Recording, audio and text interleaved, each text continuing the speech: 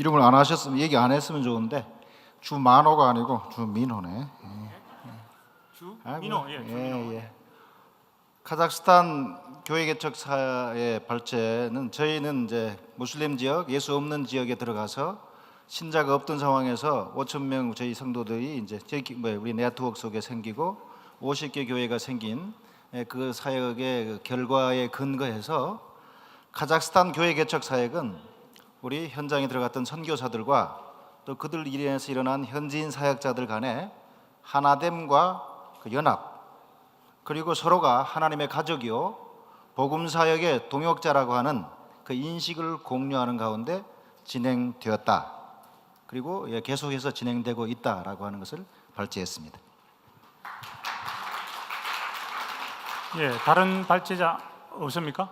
예, 다른 발제 안 왔기 때문에 유벤자민 선교사님 발제하셨는데, 이분은 마지막 시대를 위한 전도 방법론 엘리야 챌린지, 우리는 예수님께서 이 땅에서 하신 것처럼 복음을 전하고 병을 고치고 하나님의 말씀을 전함으로 인해서 교회 개척을 잘 할 수 있다. 그래서 아프신 분들 다 나오도록 해서 직접 참여자들이 병을 고치는 위대한 역사를 이루어냈습니다. 감기도 다 나가고요, 몸에 당뇨병도 고치고, 그래서 이 놀라운 역사를 이룬 최고의 그런 분과였습니다.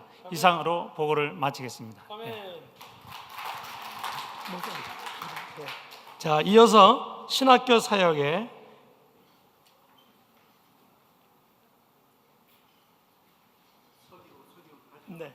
이춘모 선교사님 발표해 주시겠습니다.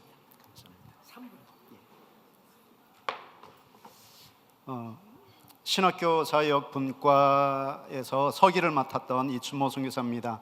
사회는 장환희 선교사님, 발제는 김현종 선교사님, 카자흐스탄 선교사님이신데, 중앙아시아 침례 신학교 사례를 통해서 팀 사역의 열매를 아주 놀랍게 발제를 해주셔서 함께 나누었습니다. 그리고 두 번째는 인도네시아의 어성호 선교사님이 인도네시아 신학 교육의 어제와 오늘 그리고 내일, 정부의 그런 변화되는 모습들과 그리고 신학교 사역의 발전되는 모습, 가능성에 대해서 발제를 해주셨고, 우리는 전체 29명이 모여서 그 위에 질의응답 시간을 통해서 함께 다른 나라에서는 신학 교육을 어떻게 하고 있는지 그런 부분에 대해서 함께 나누기도 하고 질의도 하고 또 함께 고민하는 그런 시간이었습니다.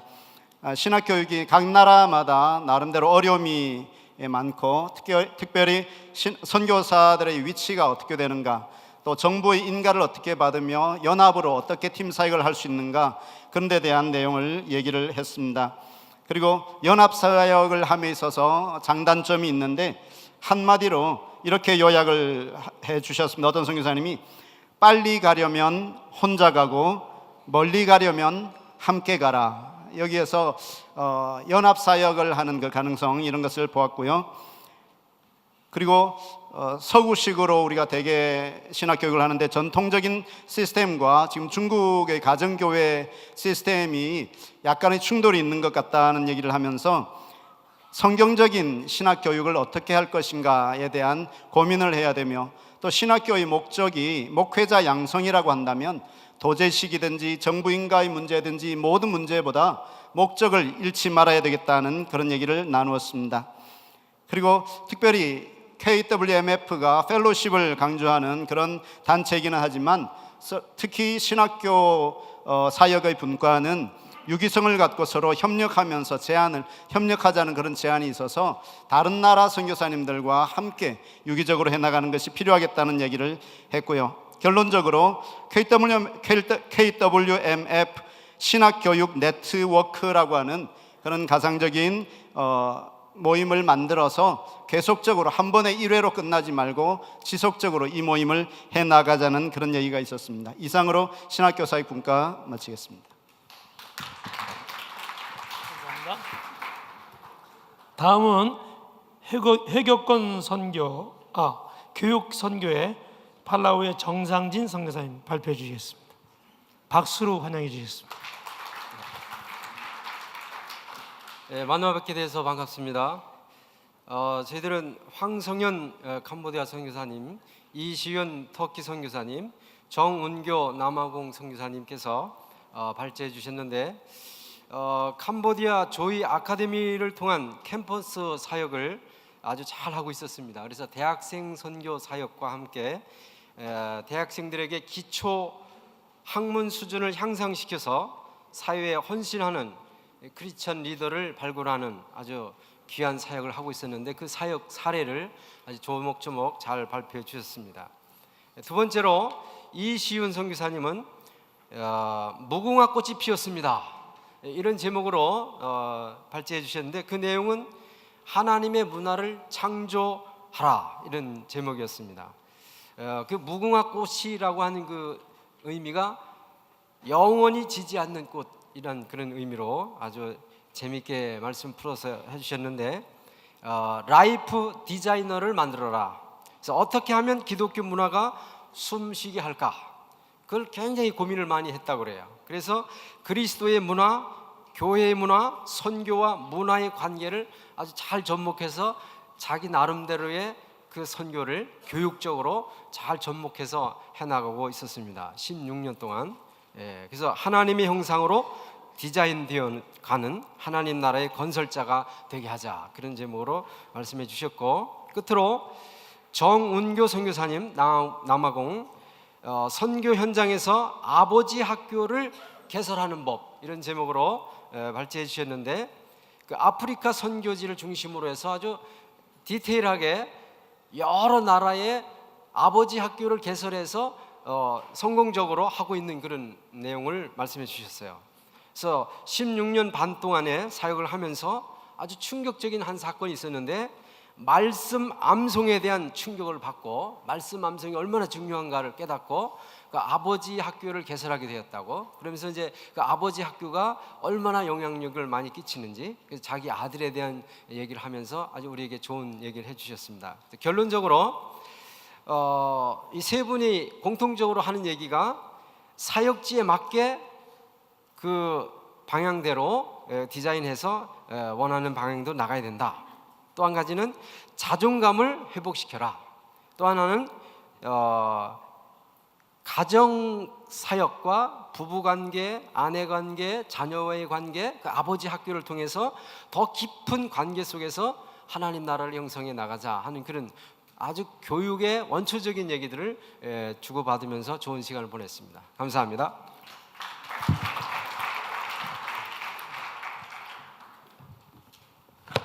다음은 우리 9번째 그룹인데요. 여성 선교요. 김정희 목사님 나오셨습니다.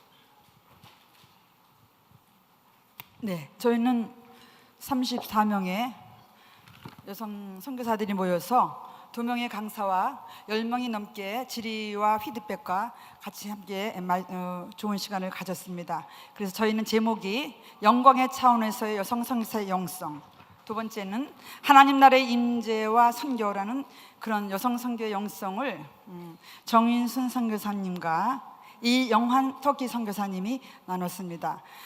저희들이 공통되게 두 분이 하신 말씀은 저희 안에 하나님의 영성과 임재하심이 있다면 우리 안에 있는 그 영성을 통해서 땅까지도 회복이 된다.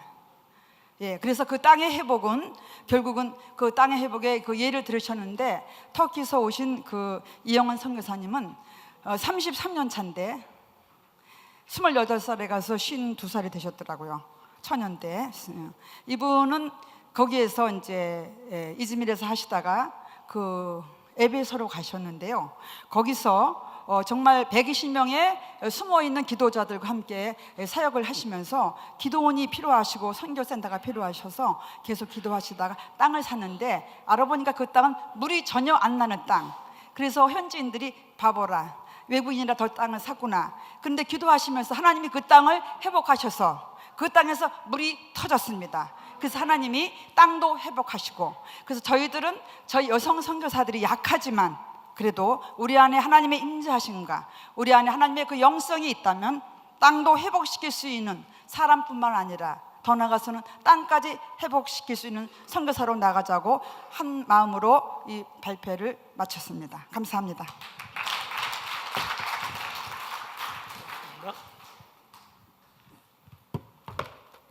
다음은 유럽 지역 선교 장광수 선교사님 나오시겠습니다.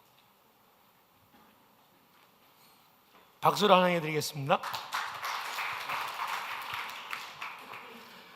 유럽 지역의 우리 대선배이신 우리 이극범 선교사님의 지도하에 독일에서 오신 임재훈 목사님과 벨기에에서 오신 최규현 목사님, 프랑스에서 오신 성원영 목사님이 발제자로 나섰어서 참 유익한 시간을 가졌습니다.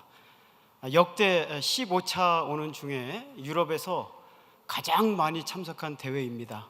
무려 150명이 오셨습니다. 그래서 이렇게 많이 오셨냐 그래서 저희도 박수 칠 게 아니고요.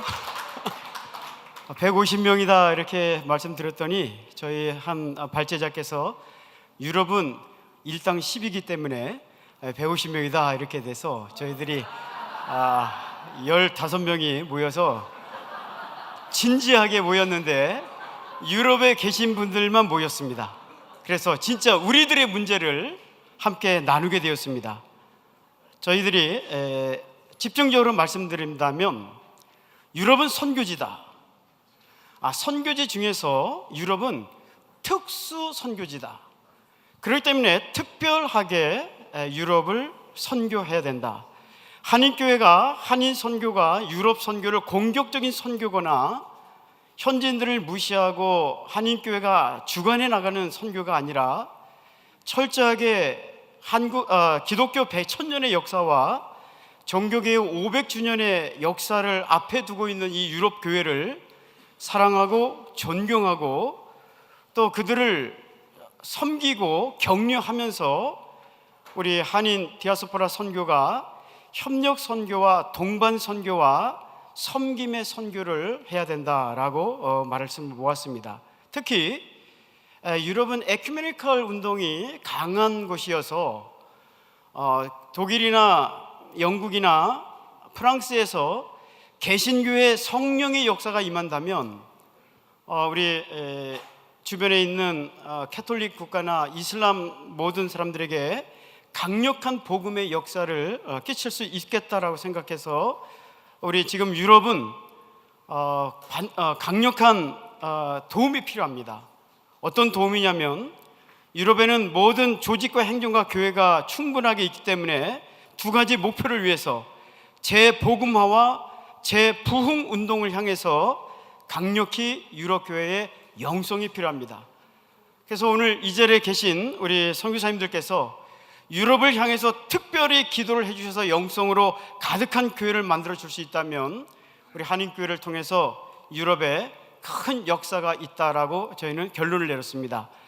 많은 분들이 참석하지 못한 데 있어서 우리 본부 측하고 협의하지 못한 것은 유럽의 복음화와 이런 내용을 썼기 때문에 우리만 참석했다. 만약에 우리가 제목을 종교개혁 500주년 성지순례 무료 이렇게 했다면 많은 분들이 오시지 않았겠나 이렇게 생각하고 있습니다. 그래서 마게도니아 환상처럼 와서 우리를 도우라, 유럽을 위해서 기도해 주신다면 유럽의 재부흥과 재복음화의 역사가 이루어질 것입니다. 감사합니다.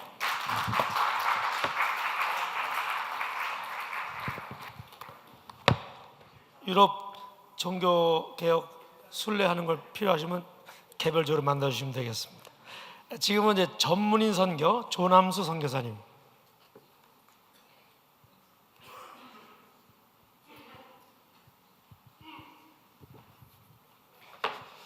저는 전문인 선교사가 아닙니다. 일본에서 30년째 사역하고 있는 목회 선교사입니다. 그러나 교회를 통해서 저는 병원을 세우고 교회를 통해서 그런 전문인 선교에 대한 귀중한 점을 생각하는 끝에 오늘 전문인 선교 발제를 하는 그 분과의 사회를 보게 됐습니다. 세 분이 발제를 해주셨습니다. 우석정 선교사님 베트남에서 오셨는데 롱안 세계로 병원장이시면서 고신교단에서 파송된 목사님이면서 의사이십니다. 그래서 병원을 어떻게 세웠고 특별히 한국에서 철저하게 그 롱안 지역에 병원을 투자를 해서 또 진료 활동을 할 수 있는, 무료 진료가 아니고 국가에서 정한 수가를 받으면서 진료를 하면서 어떻게 NGO 활동을 하고 있고 또 교회 개척 사역을 어떻게 돕고 있는가, 현지 목회자를 세워서 병원 옆에 교회를 개척한다든가 하는 그런 그 전문인 선교가 아니면 접근할 수 없는 그런 특수한 사역권에서 활동하는 그런 모습을 우리가 들으면서 굉장히 고무적이었습니다. 그리고 선교적 NGO의 필요성과 가능성에 대해서 조영중 선교사님께서 발제를 해주셨습니다. 글로벌 호프의 국제 대표이면서 GP 선교사님이시죠. 특별히 오랫동안 필리핀 선교를 해오시다가 이런 NGO의 필요성을 깊이 느끼시고 지금 세계 한 10여 개국의 창의적 선교를 감당해가고 있다고 하는 그런 좋은 발제를 해주셨습니다. 물론 아직까지 우리가 전문인 선교에 대한 필요성을 인정을 합니다만은 세계 선교에 많은 우리 한국 교회가 부담하고 있는 거 보면 목회자 선교사의 비율이 굉장히 많죠.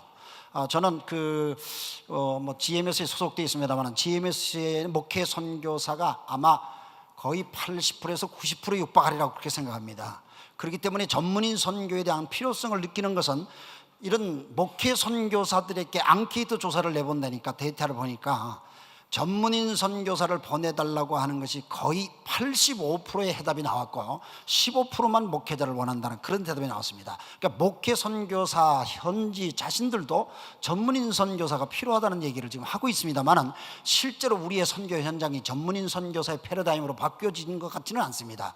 그래서 필요성을 많이 인정하는데 구체적으로 이 부분에 대해서 아주 귀한 그 사례 현장을 볼 수 있었고요. 저는 선교 현장에서 중요한 게 우리들이 대답할 수 있는 현장이 있어야 되고 그 현장을 정리한 이론이 있어야 됩니다. 그래서 이론과 현장이 함께할 때 설득력 있고 또 우리의 모든 선교의 패러다임을 바꿀 수 있다고 생각하는데 상영규 선교사님이 필리핀에서 이런 소위 비즈니스 선교를 어떻게 자비량 선교를 어떻게 해왔느냐 하는 것을 역사적으로 성경적으로 분석을 하고 또 지금 현장에서 그렇게 이루어지고 있는 현장을 소개해 주셨습니다. 다 소개해 드리고 싶습니다. 왜냐하면 선교사님들이 그걸 들으면 굉장히 가슴이 뜨거워질 것 같아요.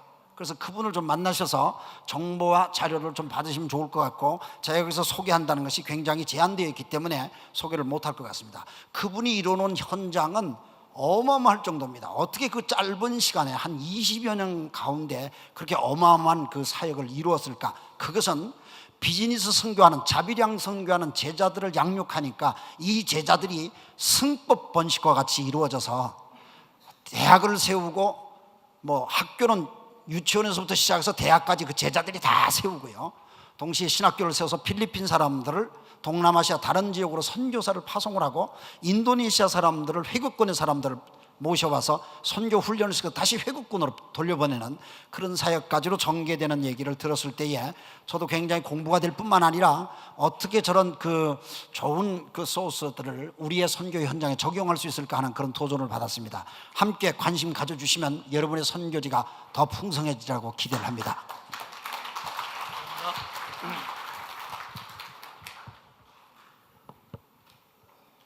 다음은 해교권 선교 장순현 선교사님 발표해 주시겠습니다.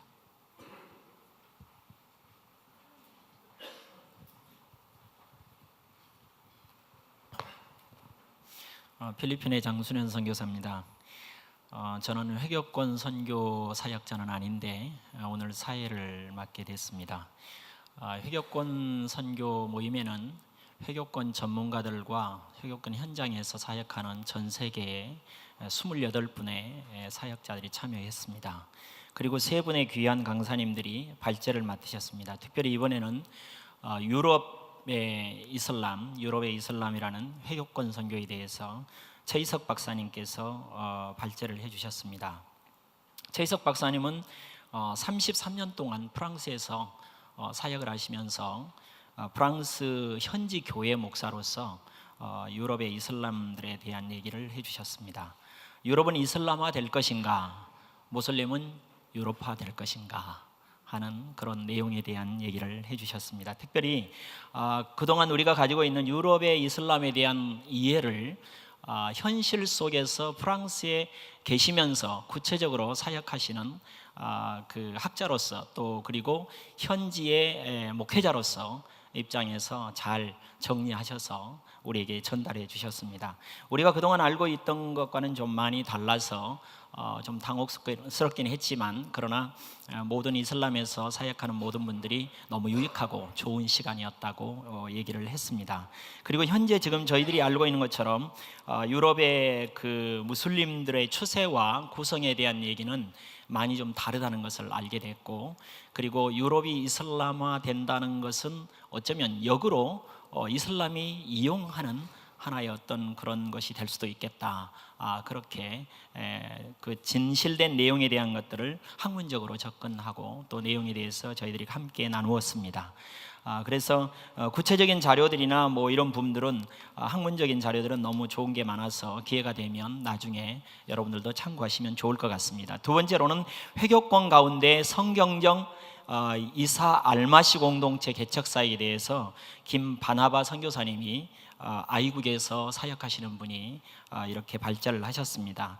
그런데 현장 속에 깊이 들어가서 비즈니스와 교육을 통한 사례를 통해서 이슬람 선교를 어떻게 할 것인가 하는 그런 내용들을 구체적으로 제시해 주셨고요. 특별히 섬기는 순다족 안에서 되어졌던 일에 대한 것들을 사례로 들어서 설명해 주셨는데 아주 저희들에게 아주 공감이 되고 너무 좋은 시간이었습니다. 그리고 세 번째로는 또 김영원 박사님께서 세네갈에서 사역하시는 김영원 박사님께서 발제를 해주셨는데 육군 중령 출신의 육군 사관학교 출신이어서 그러신지 굉장히 아주 저희들에게는 또박또박 그리고 정말 이렇게 해야 되겠다 하는 얘기를 좀 전달해 주신 것 같습니다. 특별히 내용 속에서 보니까 이슬람에 대한 바른 이해, 특별히 이슬람 종교에 대한 바른 이해가 없어서 저희들이 많은 어려움이 있다. 그래서 기본적으로는 이슬람 종교에 대한 바른 이해로 특별히 무하마드의 생애라든가 종교적 체험, 그리고 지금 현재 쿠란 속에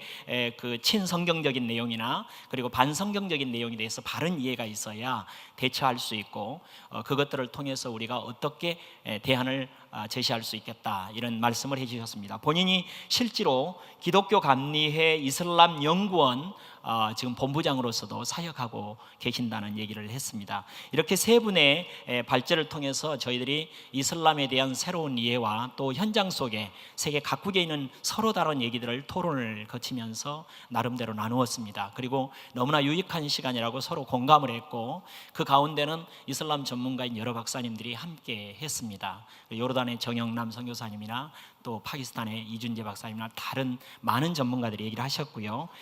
그래서 이 모임을 그냥 갈 수 없다. 그래서 아무래도 4년에 한 번씩 모이니까 너무 힘드니까 네트워킹을 했으면 좋겠다 이렇게 하셔서 여기에 대표를 뽑았습니다. 그래서 코디네이터로 방글라데시의 이덕수 선교사님께서 좀 섬기시고 신학 자문을 김형원 박사님께서 섬기도록 그렇게 했습니다. 서기로서는 김충환 선교사님이 수고해 주셨습니다. 감사합니다.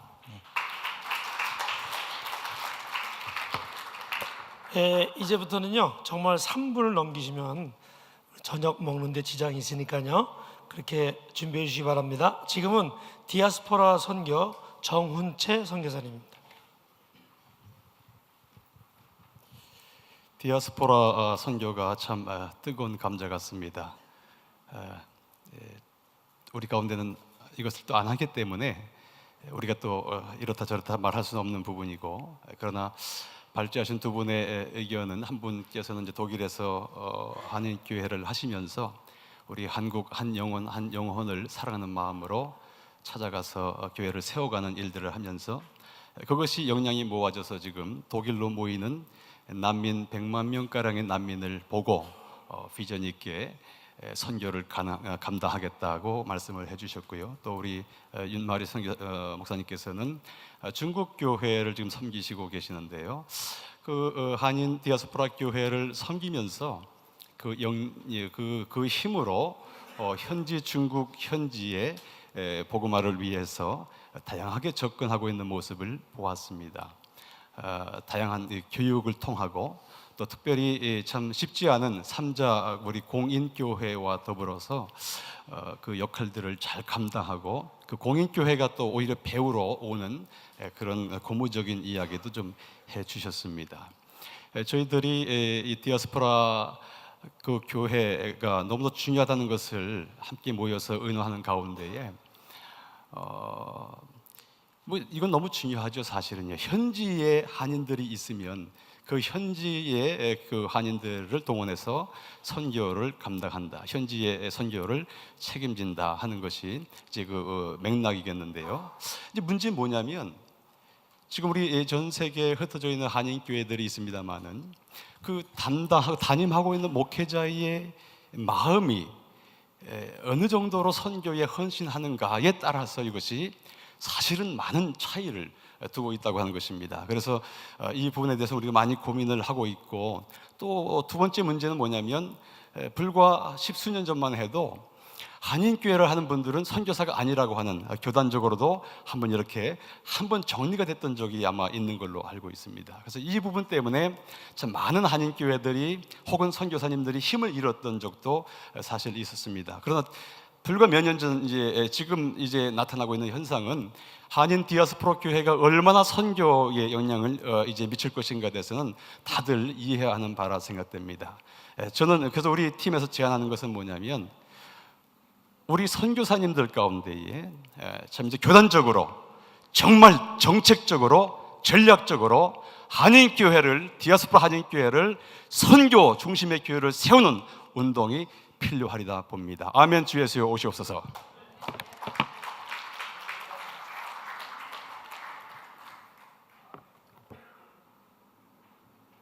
그다음에는요, 힌두권 선교에 대해서 이상기 선교사님 발표하겠습니다. 네. 3분입니다. 네, 안녕하세요. 저는 인도에서 사역하고 있는 이상기 선교사입니다. 1995년 1월 15일 날 인도에 첫 발을 디뎠고 지금 21년 차의 사역을 하고 있습니다. 오늘 저희들 인도 힌두권의 선교 전략 이렇게 나누면서는 이렇게 인도의 선교사님들 가운데 우리 힌두교의 좀 아주 전략적인 전문가이신 우리 곽선교사님과 또 우리 이슬람의 전문가이신 김선교사님께서 힌두와 이슬람에 대해서 충분히 좀 나누어 주셨고, 그리고 또 모인 선교사님들이 함께 인도 선교의 전략들을 좀 이렇게 허심탄회하게 나누는 시간이었습니다. 인도는 지금 인구가 한 13억 정도가 됩니다. 그 중에서 힌두 교도의 숫자가 한 10억 정도가 되고요. 무슬림도 인도 안에만 약 2억 정도의 무슬림이 있고, 그리고 인도권이라고 하는 파키스탄과 방글라데시를 다 합치면은 무슬림 숫자만 해도 한 5억 5천만 명 정도가 된다라고 하는 발표를 해 주셨습니다. 특히 힌두권 선교에 대한 내용을 발표해 주신 우리 곽선교사님께서는 예수님을 믿으면 죄와 사망에서 구원을 얻고, 그리고 예수님은 모든 필요를 채워주시는 분이시고 예수 그리스도를 통해 하나님을 만날 수 있습니다 라고 하는 중심의 복음을 전하며 힌두를 하나님 앞으로 이끌어내야 된다라고 하는 발표를 해주셨고요.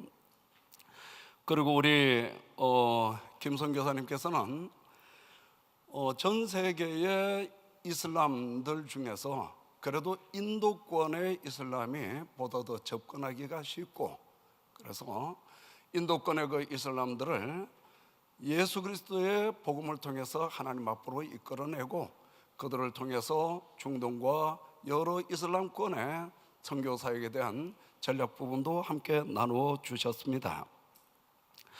그런가 하면 오늘 좀 또 나누어졌던 것은 지금 인도가 최근에 그 선교사님들을 많이 추방하고 있고, 그리고 지금 인도에 입국을 하다가 이미그레이션에서 리젝트 돼가지고 추방된 선교사님들이 생각보다가 지금 많이 발생했고 또 지금도 그 일들이 일어나고 있습니다. 그래서 오늘 나눈 가운데 인도 선교에는 거주 가능한 분들은 거주자의 그 선교 전략을 가져야 될 것이고, 또 하나는 비거주 선교 전략에 대해서도 생각을 해봐야 된다라고 하는 부분들 함께 나누었습니다. 특히 지금 인도 선교를 위해서는 보다 더 좀 기도를 해 주셨으면 좋겠습니다. 감사합니다. 발표하실 분들은 요 맨 앞자리에 앉아주시기 바랍니다. 여기 안 앉아 계시면 발표를 포기한 걸로 알겠습니다. 그 다음에는 우리 창의적 접근 지역 김영섭 선교사님. 저희 세션에서는 공공명이 모여서 했습니다. 의료 사역의 모델로 소개가 됐고요. 그 사역 중에 독서 운동을 했습니다. 그런데 자금 부족으로 인해서 문 닫아가지고 강제 기증해야만 하는 그런 또 슬픈 이야기가 있었습니다. 두 번째 나온 선교사님은 미셔널 처치에 대해서 말씀했습니다. 그래서 이 최소 종족으로 많은 아웃리치가 나간다. 지금 행해지고 있다고 했고요. 세 번째 나오신 분은 우리가 그 창의적 접근 지역에서 일을 하다 보면 너무나도 우리가 보안 뭐 이런 등등해서 위축되고 그러는데 불법보다는 성령이 원하는 일을 정면 돌파를 하자. 그래서 하나님이 하라고 하는 곳에 귀 기울이자. 그리고 너무 우리가 제2큐를 발달시키지 말자. 여러분 제2큐가 뭔지 아십니까? 잔머리입니다. 그래서 하나님이 중심이면 길이 열린다. 창의적 접근 지역에서 일하는 우리 선교사님들, 우리가 끝내야 주님이 오시니까 자부심 가지고 최선을 다하자. 이렇게 결론을 맺었습니다. 감사합니다. 수많은 논의들을 아무리 해도 우리 뒤를 이어서 아무도 안 오면 이것이 이어지지 않는다. 차세대 선교 동원. 저희들은 그 최욥 선교사님, 이중성 선교사님, 신영선 선교사님이 하셨는데요. 제가 볼 때 한국 선교사의 평균 연령이 현재 40대 중반이라고 생각합니다. 그리고 KWMF 지금 여기에 평균 연령이 55세는 될 것 같아요. 88년부터 MF와 MC를 참석한 분이 뭐라고 하셨냐면 88년도에 강사분이 지금도 강사를 하신다. 그때 임원이 지금도 임원을 하신다. 그래서 이 차세대 발굴이 정말 중요하다라고 하는 부분을 얘기했고요. 특별히 저희들 그 차세대 동원에 있어서 세 분이 나오셨는데 잘 나눠주셨어요. 첫 번째는 한국교회 차세대, 두 번째는 선교지에 있어서 선교지에서의 차세대, 그러니까 우리 현지인들이 또 다른 나라에 선교사로 갈 수 있는 차세대, 그 다음에 MK 차세대, MK들이 선교사로 갈 수 있는.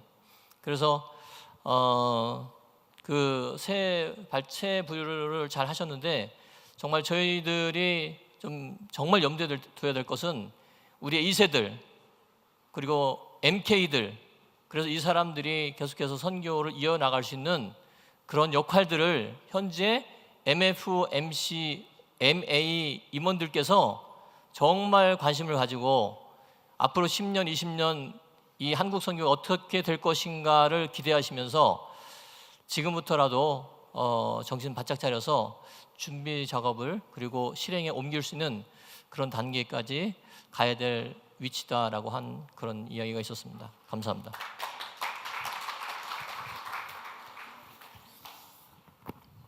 네, 태국의 조영진 선교사입니다.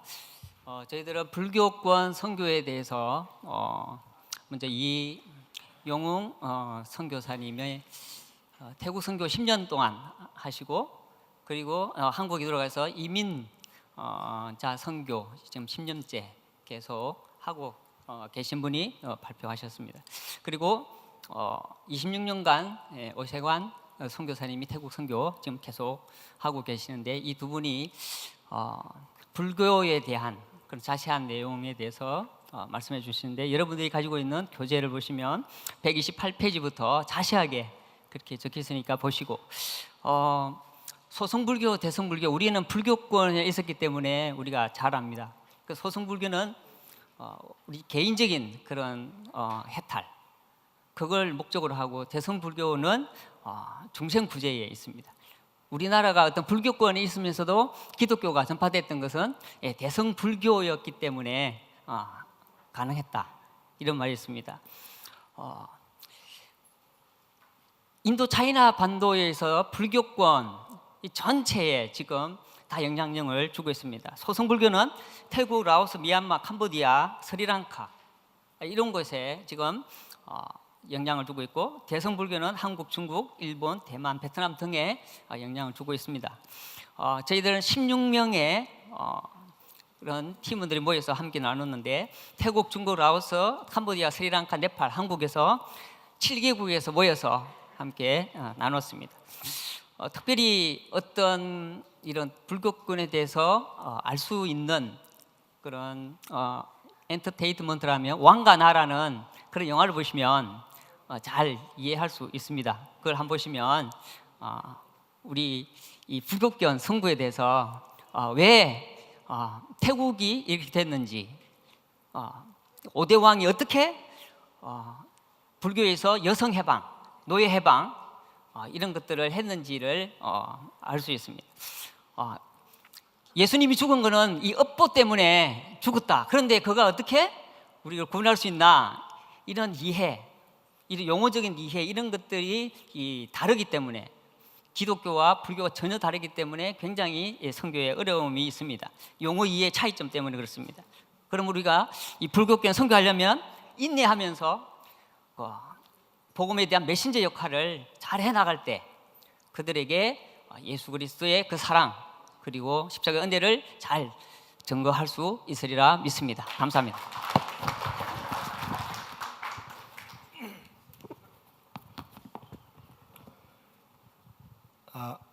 멤버 케어 발표 드리겠습니다. 멤버 케어 위기관리, 저희는 선교사의 위기관리에 대해서 한국위기관리재단의 김진대 사무총장님께서 발표를 해주셨고, 선교사의 멤버 케어와 위기관리는 장인관 선교사님, 그리고 선교사의 은퇴에 대해서는 제가 발표를 했습니다. 저희는 간단하게 요약해서 시작하시죠. 예. 첫째, 선교지에서 최근에 필리핀에서 우리 소천하신 선교사님 얘기 다 아시죠? 정말 요즘에 그런 일들이 많이 있는데, 그런 걸 위해서라도 선교사님들께서 선교지에서 위기 관리에 대한 그런 그 인식이 있어야 되는데, 위기 관리는 한마디로 이렇게 말씀하셨습니다. 위험을 보는 것이 안전의 시작이다. 그러니까 위험을 직시하셔야 된다는 얘기입니다. 그래서 이 위기관리 재단에서 이렇게 선교사 위기관리라는 책자가 있답니다. 그래서 이것이 전 세계적으로 권역별로 돌면서 그 교육도 하고 하니까 나중에 보시고, 또 위기관리재단 홈페이지 들어가면 아주 자세한 내용이 많이 있다고 합니다. 그래서 필드에서 위기관리 멤버 케어 훈련이 반드시 필요하다, 이렇게 얘기가 나왔고요. 그 다음에 그동안 교회와 선교단체가 담당했던 이 케어 문제를 앞으로는 전문적인 단체와 기관들한테 아웃소싱을 해야 된다. 그래서 비전문가들이 이렇게 하면 안 될 것이다, 이런 얘기가 나왔었고요. 그래서 이 멤버 케어의 목적만 제가 읽어드릴게요. 선교사가 주님을 사랑하고 사명에 집중하도록 자기개발과 지지해주고 삶의 주기마다 찾아오는 문제와 갈등에서 쉽게 회복하도록 도와주며 은사와 자기개발과 성장을 위해 돌보고 지원하는 것, 이런 것들이고요. 그 다음에 이제 선교사 위기관리와 멤버 케어 차원에서 선교사의 은퇴 준비가 필요한데, 요건 이제 제가 발표한 건데, 이번에 제가 와서 선교사님들에 대한 은퇴 후에 한국에 돌아오시면 주거 문제 있지 않습니까?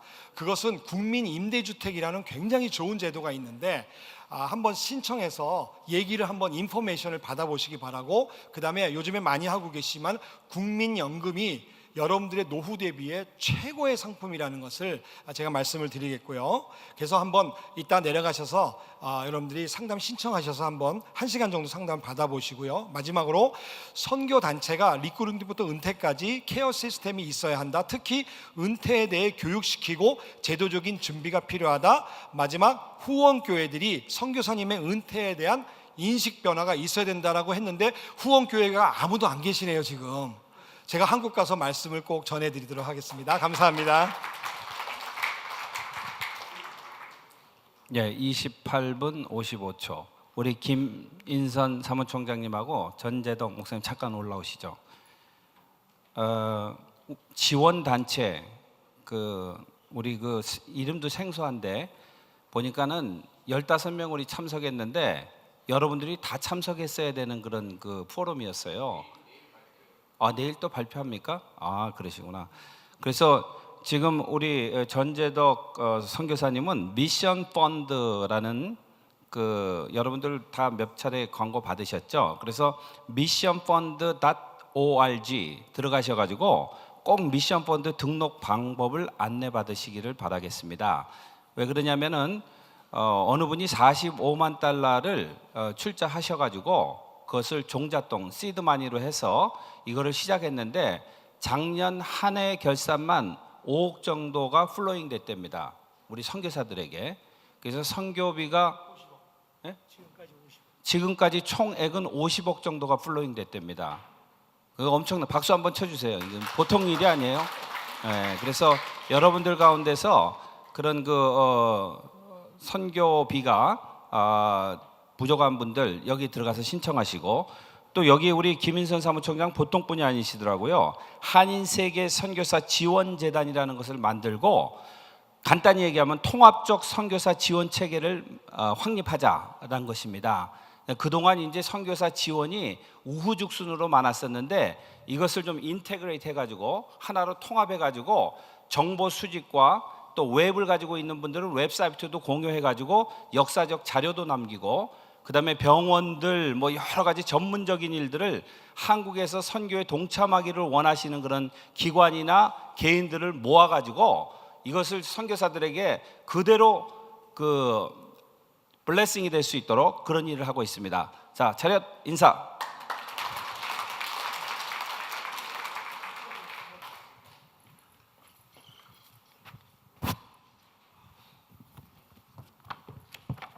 예, 저는 선교 연구개발을 발표하러 나왔습니다. 두 분이 발표를 하셨습니다.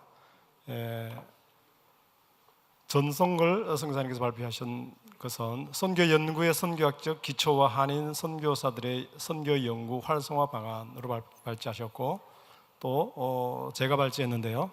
선교 연구 개발의 현안 과제와 현장 적용 방안, 이 두 가지 제목으로 발제를 했고, 주 내용은 첫 번째 선교 연구의 선교학적 기초와 한인 선교사들의 선교 연구 활성화 방안에서는 특별히 선교사들의 글쓰기를 돕는 그러한 자료들이 제시됐는데, 안타깝게도 여기 여러분들이 가지고 계시는 책에 수록되질 못했습니다. 그래서 방법을 생각해 보니 아마 우리 전성걸 선교사님의 메일 번호를 이렇게 좀 알려주시면 여러분들이 개인적으로 접촉해서 받으시면 좋은 자료가 되지 않을까 생각하고, 두 번째 발표 글에서는 현안 과제로서 5가지 정도를 제시를 해봤고요. 그게 뭐냐면 세계화와 지역화 현상에 대한 연구, 그리고 글로컬 리더십 준비에 대한 연구, 그리고 융합선교 개념의 발전 연구, 그리고 맞춤형 현장 교육의 연구, 그리고 신민기적 이양 성계 작업에 대한 연구 5가지 정도가 제시가 됐고, 그리고 이제 현장 적용 방안들은 여러 가지가 있었습니다. 그런 가운데 우리 함께 토의하면서 좀 제안된 것들을 소개를 해드리겠습니다. 그것은 NGO 사역에 대한 연구가 필요하다는 제안도 있었고요. 그리고 또 현재 북한 사역 전문가를 준비하는 데 대한 연구도 필요하다, 그런 제안도 있었고, 그리고 또 선교학계와 교계, 목회자들, 선교사들과 선교학자들, 그리고 국내에서 목회하시는 일반 목회자가 아니고 선교를 열심히 하시는 교회 목회자들 사이에 그 인식의 차이가 너무 크다. 그래서 이 차이를 어떻게 메울 수 있을 것인지에 대한 그 연구도 필요하다. 그렇게 이야기됐고, 또 성서 중심의 선교 개념의 틀을 넘어서서 좀 더 확장되어지는 선교학의 개발 연구도 필요하다. 이 정도로 제시된 것 같습니다. 감사합니다.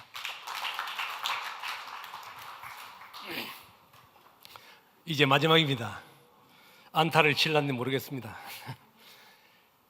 어느 선교 대회 가든지 중남미는 제일 꼴뱅이에요. 항상 그래요. 이러지 마세요. 선교사들이죠. 우리 중남미 선교 전략에 대해 두 분이 발표를 하시는데, 첫 번째는 이정근 목사님이 발표를 하시는데, 그 내용은 바울 당시에는 땅끝이 서바나였습니다. 스페인이었습니다. 그런데 지금은 땅끝이 어디냐? 중남미예요. 중남미. 아멘 안 해요? 두 번째는 스페인과 포르투갈이 중남미를 점령을 하고 중남미 26개국 중에 물론 다른 언어도 있지만은 딱 두 가지 언어입니다. 브라질만 포르투갈어, 그다음에 25개국은 전부 이 LA까지 전부 스페니시입니다. 그러니까 다른 나라에서 여러 수십 개, 수백 개의 언어 있는 중에 우리 중남미에는 딱 두 개 언어, 스페니시 하나만 하면 26개국을 다니고 있습니다. 할렐루야! 얼마나 좋습니까? 마지막에 우리 이성수 선교사님 발표한 것이 지금까지 아버지 선교를 했는데, 그 말은 말하자면 아버지가 모든 선교를 다 했어요.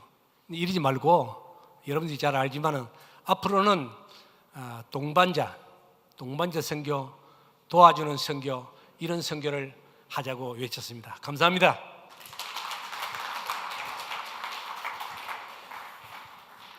마지막이 됩니다.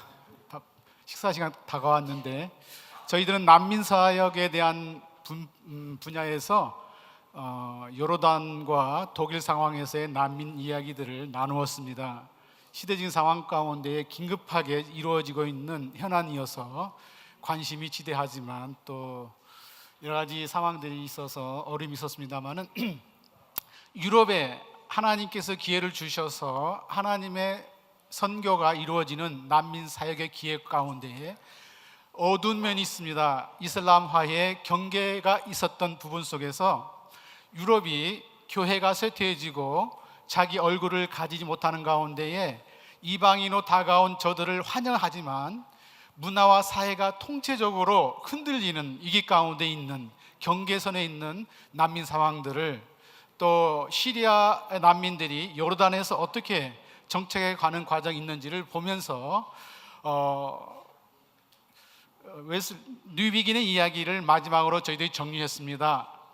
유럽 대륙이 아시아나 아프리카 대륙에 비해서 기독교가 쇠퇴해 가는데, 그래서 교회는 더욱 약해지고 작아지고 노령화되는데, 우리는 그 위기 속에서도 하나님께서는 자기 많은 열매를 맺기 위해서 나무에 가지를 치심으로 나중에 유럽을 통해서 다시 한번 기회가 주어질 것이라고 하는 소망을 주었는데, 난민 상황이 하나님의 기회이고 그 어두운 면을 극복해 나갈 때에 다시 한번 유럽 교회가 인간애와 인간의 권리와 사람을 섬기는 일과 함께 선교에 있어서도 일어설 수 있는 기회가 된다고 하는 것을 함께 살펴보면서 우리가 북한의 난민까지도 포용해서 섬길 수 있는 귀한 일을 해야 되겠다 했습니다. 여러분 위해서 기도해 주시길 바랍니다. 여러분들 식사하러 내려가시기 전에 저희들이 분과 소그룹을 이걸 선교대회 때마다 하는 이유가 있습니다. 사실은 늘 시간이 쫓겨서 참 안타까움이 있는데, 첫 번째 목적은 이런 기회를 통해서 여러분들이 같은 사역을 하는 분들을 만나서 계속해서 네트워킹을 이루어가고, 사실 우리 한국교회 선교에 있어서 상당한 수준의 현장 학자들과 현장 전문가들이 있습니다. 그럼에도 불구하고 여러분들이 갖고 있는 그 굉장한 포텐셜이 모빌라이즈가 되지 못해서 한국 교회에서는 가끔 딴소리를 하는 것들이 있기 때문에 여러분들이 이런 네트워킹을 이루어서 계속 모임이 좋겠고요. 두 번째는 이번에도 귀한 원고들을 많이 써주셨는데 너무 감사합니다. 우리 선교사들이 정말 글 쓰는 훈련을 좀 해서 이런 소논문들, 여러분들 뭐 박사학위도 하고 하지만은 글을 쓰는 연구를 계속해서 우리 한인 선교사들의 어떤 양적인 숫자보다도 앞으로 질적인 발전을 하는 그런 노력을 우리가 함께 나가면 참 좋겠다고 생각합니다. 맛있는 저녁 시간 하시기 바랍니다. 감사합니다.